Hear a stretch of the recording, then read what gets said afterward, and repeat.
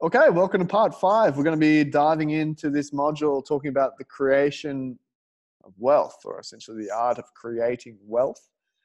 This is going to be a more so applied to the game than anything else, and more so probably shared through analogies and metaphorically rather than like specific wealth creation strategies. That's not really what we want to dive into, Das. It's more so like, how do you actually use this, and what are some of the strategies and the thinking behind them? Again, this is all about self-awareness more than anything else, rather than an A to B process of making and creating wealth. Yeah? Love it. Let's dive in. Let's dive in. So the first one is the art of leverage. And we found that when you've got this fully implemented, or at least consciously implemented into the game, you'll find that it has an illuminating nature. Like, things start to illuminate, opportunities start to compound. And leverage is a really beautiful thing. You want to think of this where results continue to compound, yet effort is minimized to a degree. Good way to think about leverage, as you know, leverage is really based on physics. But if you want to think about, let's say that you need to loosen a rusted nut. It's been like fixed onto a bolt. You know, you could grab yourself a little shifting spanner, you know, it's about this long, and it's going to require a lot of effort to try and crack that nut, right? Because the leverage point is you're actually not too far in distance away from the rotating point. So it actually requires more effort, more force to be able to crack the nut. But what happens when you then grab a 2-meter long breaker bar and you whack that on top of the shifting spanner? Now you can probably crack the nut with one finger, you know, yes, because it's amplified, you know, over that distance, the force is greater. That, my friends, is leverage. Another way to think about it is a seesaw. Okay. When you've got a seesaw and you've got a middle point, which is the pivot point, typically the seesaw will fall based on whatever side is heavier.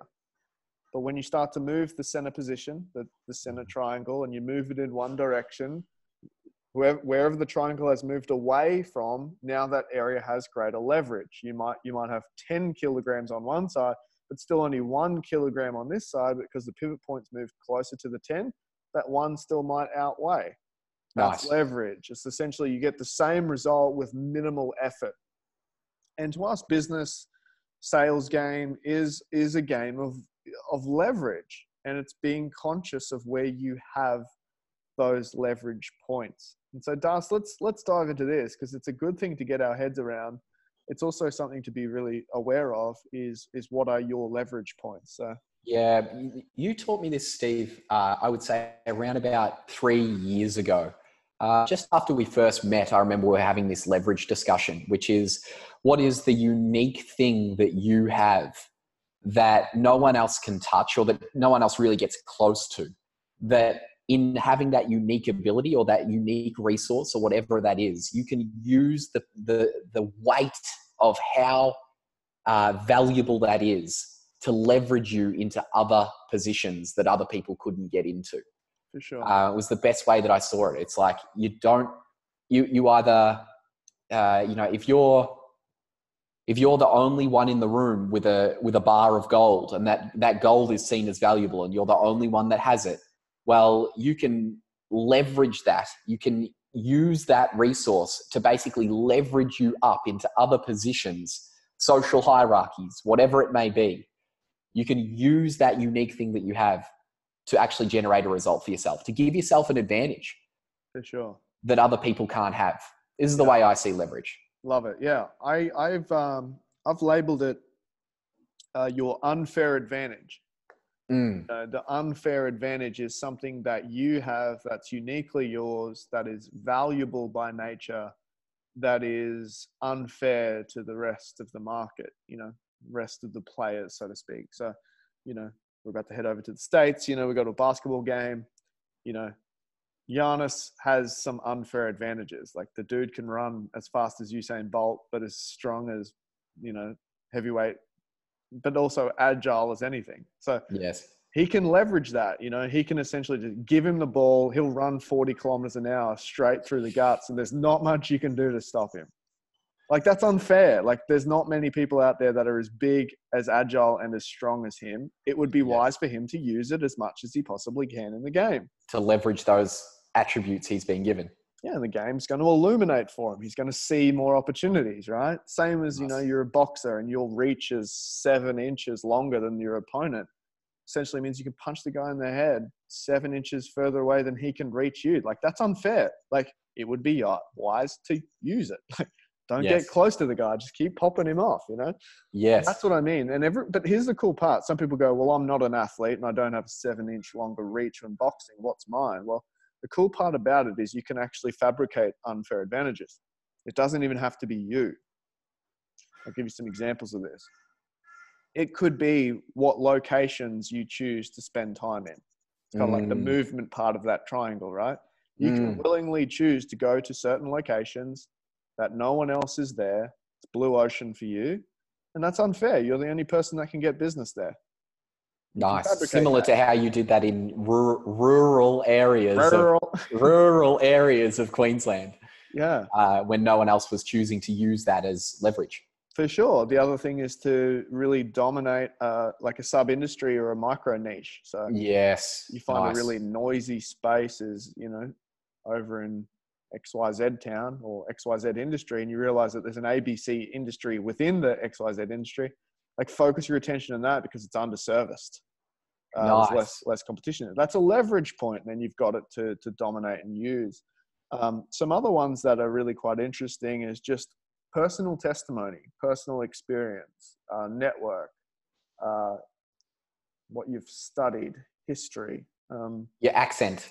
Your accent's a huge one, right? Like, we are willing, like, again, it comes up in the US, like, we go into a big event, Sales Success Summit, top performers in sales industries right across the US. We are the only 2 Australians. It would be wise of us to use the word bangers. And they're like, what the heck's a banger? You know?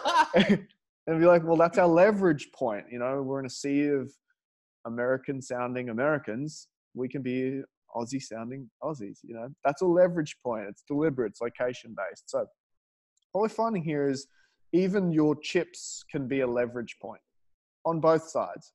If you've got the most chips and you hold on to them, you now have leverage because you've got more power and control. Nice. That's not to say that if you're deliberate enough and smart enough, if you've got no chips, that is also a leverage point because you've got nothing to lose. So how do you position yourself to use it? That's the key part of this. Nice. So there is leverage everywhere. It just becomes a matter of... The key quote is this: everything is usable. Yes. Nice. Everything is usable to the point where you're like, I literally have no unfair advantage. The mind twister I like to say is, well, fantastic. You've just found your unfair advantage. You're the only person on the planet who doesn't have an unfair advantage. That's an unfair advantage. Market yourself as literally the most normal person on the planet. You know what I mean? Like, there's no one more ordinary than you. That's great. That's unfair. Come along. See the most boring, normal man in the world. I am the most normal person in the whole planet. I reckon people would line up around the corner to see that. Yeah. And then they'll leave like, I just got to see this guy. I just got to see how normal he is. He is so normal. And so what you want to do is you want to practice the art of 1 + 1 = 3. That's what leverage is about. 1 + 1 = 3. And you need to work out what is those little bonuses that you've got. And so, like you've shared in the last video, Das, the way you want to do this is remember, look back on your business, look back on your life.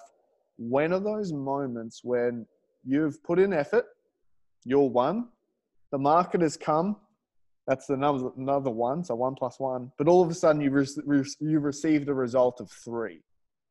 What were the patterns there? What were the clues there? Was it the location you were spending time in? Was it the people that you were with? Was it the part of your story? When you say receive the result of 3, can you just further define that? Or Yeah, for sure. So instead of it being just a normal sort of, you know, I put in some value, the market showed up and gave me some value when we got 2, it's like, oh, hang on a sec.